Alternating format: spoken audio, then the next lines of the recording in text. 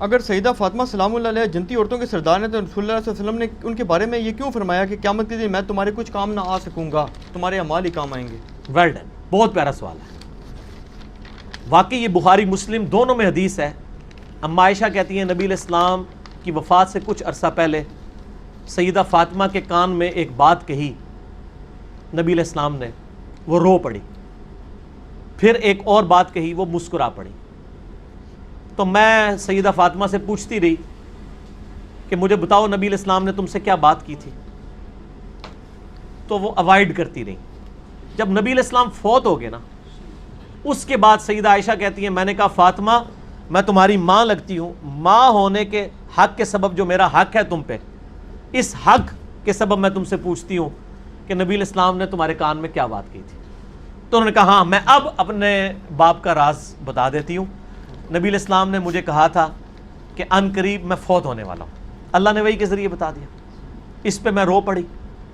اور پھر آپ صلی اللہ علیہ وآلہ وسلم نے دوسری دفعہ میرے کان میں یہ بات کہی کہ میرے اہل بیت میں سب سے پہلے مر کے تم میرے تک پہنچو گی، اور وہ بھی 6 مہینے کے بعد فوت ہوگی. اور کیا تم اس بات پہ خوش نہیں ہو کہ تم جنتی عورتوں کی سردار ہو؟ تو میں اس بات پہ مسکرا پڑی.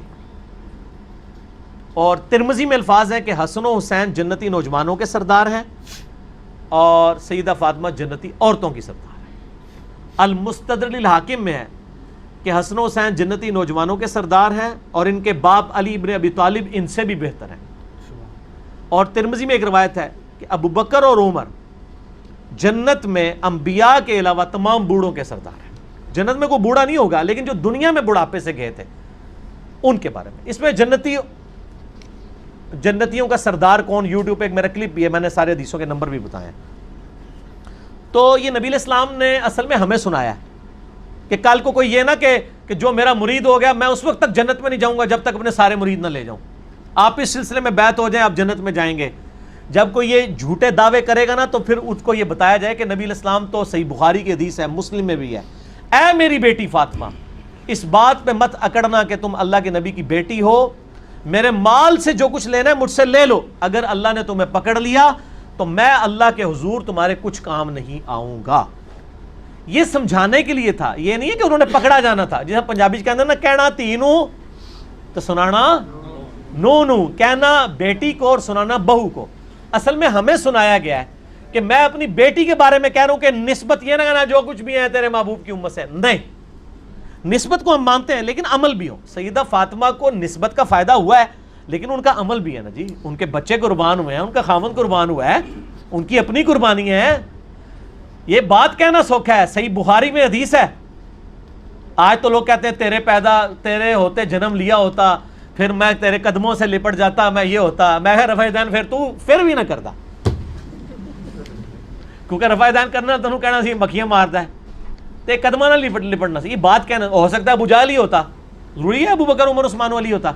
صحیح بخاری میں ہے.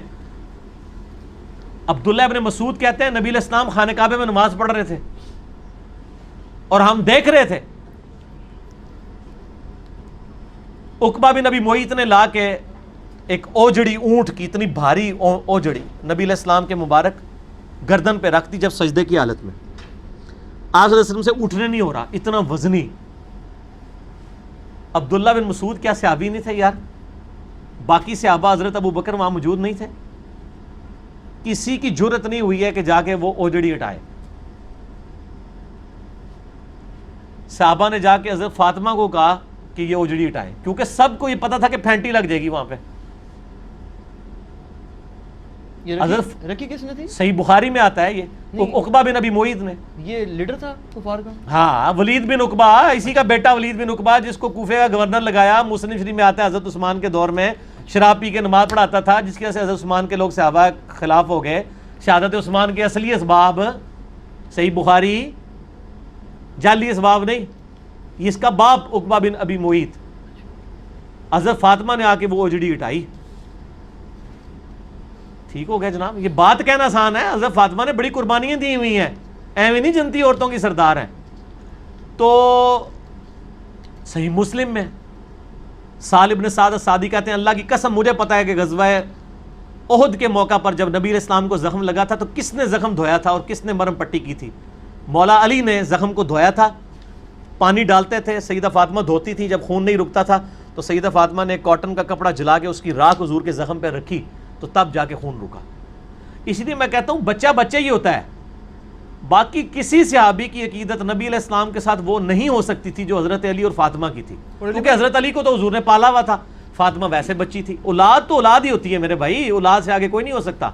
لہذا یہ جو کہا گیا نا کہ سیدہ فاطمہ کے حوالے سے کہ تم اس بات پہ نہ اکڑنا کہ تم اللہ کے نبی کی بیٹی ہو، یہ ہمیں بتایا گیا تاکہ کوئی صرف نسبت پر رائے کر کے نہ بیٹھ جائے۔ اور یہ جملے تو نبی علیہ السلام کے بارے میں بھی قرآن میں آئے ہیں، یہ دعا صرف اللہ ہی سے۔ اس میں پہلے صفحے پہ آپ دیکھیں نا، اللہ تعالیٰ نے 18 نبیوں کا ذکر کیا ہے سورہ الانعام کے اندر آیت نمبر 88 میں، پھر فرمایا 18 نبیوں کا بائی نیم ذکر کر کے کہا وَلَوْ أَشْرَكُوا لَحَبِطَ عَنْهُمْ مَا كَانُوا يَعْمَلُونَ، اگر یہ بھی شرک کرتے ان کے بھی اعمال برباد ہو جاتے۔ تو کیا نبی شرک کرتے تھے؟ سمجھانے کے لیے ہے، یہاں بھی حضرت فاطمہ کا سمجھانے کے لیے ہے کہ اگر میری بیٹی فاطمہ بھی چوری کرے گی اس کے بھی ہاتھ کٹیں گے، اے میری بیٹی فاطمہ اس پہ نہ کرنا کہ اللہ کے نبی کی بیٹی ہو، تو سردار ہیں۔ اچھا، اس کے بعد ہمارے نبی علیہ السلام کو مخاطب کیا گیا سورہ زمر آیت نمبر 65 میں، وَلَقَدْ أُوحِيَ إِلَيْكَ وَإِلَى الَّذِينَ مِن قَبْلِكَ لَئِنْ أَشْرَكْتَ لَيَحْبَطَنَّ عَمَلُكَ وَلَتَكُونَنَّ مِنَ الْخَاسِرِينَ۔ اے نبی بے شک آپ کی طرف اور آپ سے پہلے تمام نبیوں کی طرف یہ وحی کی گئی کہ اے نبی اگر آپ نے بھی شرک کیا آپ کے بھی اعمال برباد ہو جائیں گے اور آپ بھی خسارہ پانے والوں میں ہو جائیں گے۔ یہ بات تو نبی علیہ السلام کو سنگولر کے سیغے سے کہی جا رہی ہے، لیکن کہا سنایا کسے جا رہا ہے؟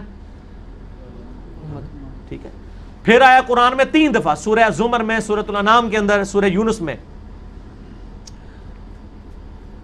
قل انی اخاف ان عصیت ربی عذاب یوم عظیم، اے نبی فرما دیجئے کہ میں خود ڈرتا ہوں اس بات سے کہ بڑے دن کا عذاب مجھے نہ آ پکڑے اگر بالفرض میں نے اپنے رب کی نافرمانی کی۔